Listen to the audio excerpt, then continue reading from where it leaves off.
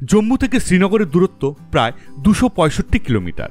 যেতে সময় লাগবে প্রায় 9 থেকে 10 ঘন্টার মতো। আপনার বাসে চেপে সরাসরি পৌঁছাতে পারেন শ্রীনগর। এক্ষেত্রে আপনাদের বাস ভাড়া পড়বে কম বেশি 1000 টাকা জনপ্রতি। আর যারা খরচ একটু বাঁচাতে চান তাদের বলবো বাসে চেপে প্রথমে চলে আসুন বানিহাল। এরপর বানিহাল থেকে ট্রেন ধরে পৌঁছে যান সরাসরি শ্রীনগর।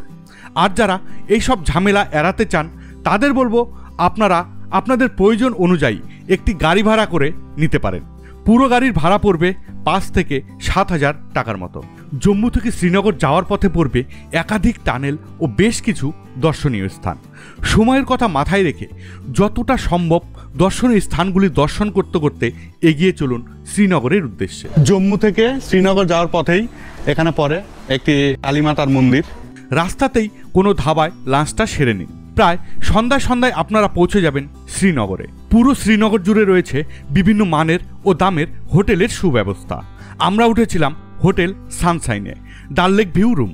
আর আমাদের রুমটিও ছিল বেশ সাজানো গোছানো ও পরিষ্কার পরিচ্ছন্ন। আপনারাও চেষ্টা করবেন ডাল লেক ভিউ রুম নেওয়ার।